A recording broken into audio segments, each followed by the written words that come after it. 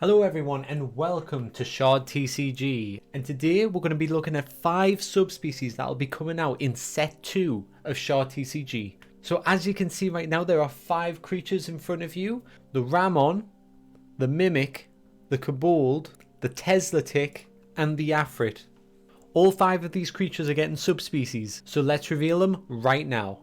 So first up we have the Ramon and his counterpart, the Phantom Ramon. If you're a part of the Shard TCG Discord, you may have seen this creature already leaked on the emojis, listed as P Ramon, and now you know that the P stands for Phantom.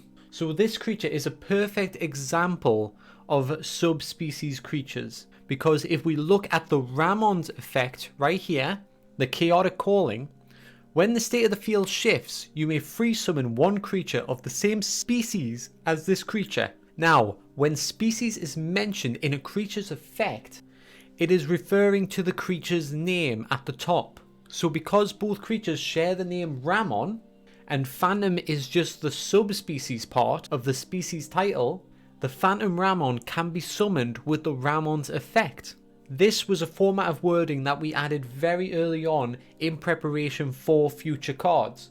So let's take a little look at the Phantom Ramon now. The Phantom Ramon has a different effect from the original Ramon, and it is Entropic Phantasm. So when the field is in a state of entropy and this creature is attacking, it gains Fear, which is commonly a phase action effect. And when the field is in a state of extropy, when this creature is attacking, it gains State Shift, which is commonly a chaos action effect. So as we can see, even though the Phantom Ramon keeps the chaos element, it does have a little bit of phase in a chaos effect. And Richard and I just thought that was a fun combination to mess with, and we can't wait to start testing this in the near future. Okay, so up next we have the Mimic. Now with the Mimic we went for the classic chest with a lot of teeth design. And with the new Mimic, let's bring it up now, the Voodoo Mimic. So at first glance, this new phase Mimic is a lot lower level, but that is because of its effect, Pop It. When this creature is dealt damage, deal the same amount of damage to any summoner's life.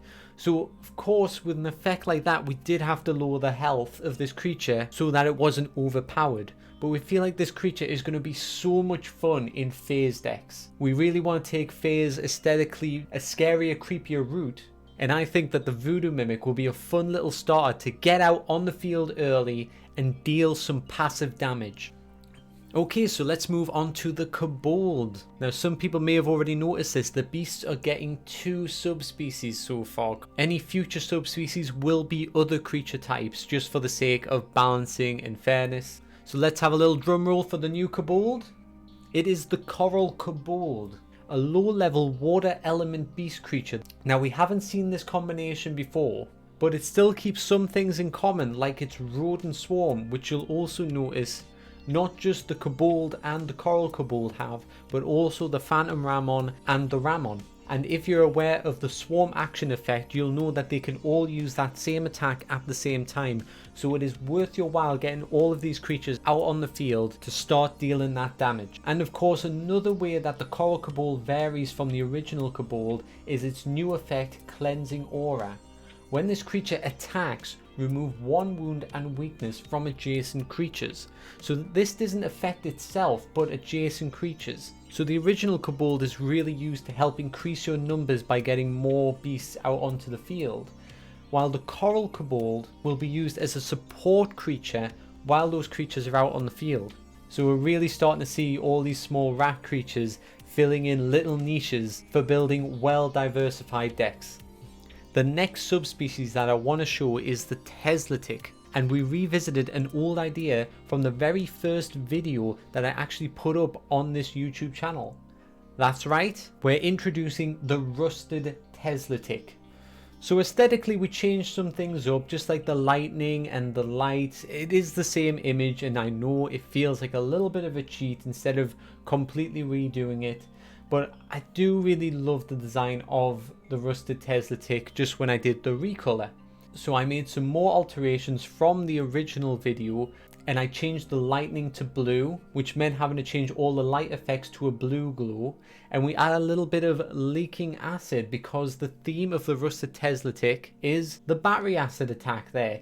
So if you're wanting to build a lightning deck in the future, the Rusted Tesla tick will be a good option if you want that armor breaking ability with its battery acid attack.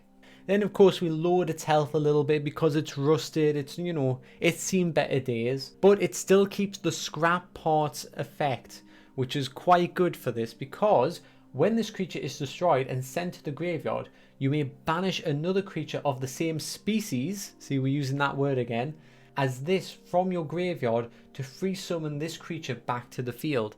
So now instead of just having 5 Tesla ticks, you can have 5 Tesla ticks and 5 rusted Tesla ticks in your deck, which will make the Tesla ticks effect a lot stronger. So I think this is a fun little variation and I'd like to know what you guys think of them. We have one more to go, but before I go to the last one, can I just remind people to please like the video and subscribe if you haven't already if you want to see more content like this. And also don't forget to check out the Discord channel, especially if you've got Tabletop Simulator. We're always looking for more players and you're always welcome to play Shard TCG with us.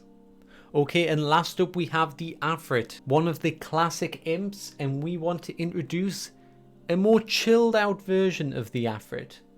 Guys, this is the Frostfire Aphrod.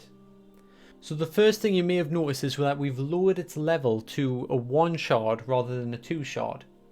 This is mostly because a lot of frost creatures in the first set are about 3 shard, and Frost was lacking the options for getting out weaker creatures in the early game.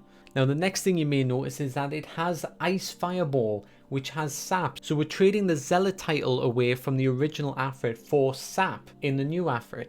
For those of you who don't know, Zealot allows you to attack twice, but Sap will sleep a creature. So I think the new Aphrod will still remain competitive. Now the Frostfire Aphrod's second ability is actually shared with the Dem Aphrod. And that ability is Fire Rain. Now it's a swarming fire attack, it's not very strong, but we want to put it there just to see if we can combo this. This is all going to be play tested.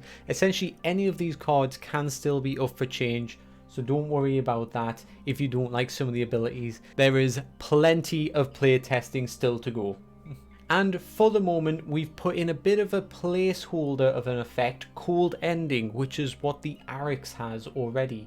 Now this can work with the Frostfire Aphrod, and there's not a problem with doubling up effects like this, but we also think that it would be nice to have a unique effect for the Frostfire Aphrod, just to help him stand on his own 2 feet. Now for anybody interested, a quick look into the design of the Frostfire Aphrod. So the Frostfire Aphrod was designed with broader feet than the original Aphrod because he would travel through the snow. That's why he also has smaller wings, because he's not using his wings as much. So even though this imp still has wings, he is more of a ground imp.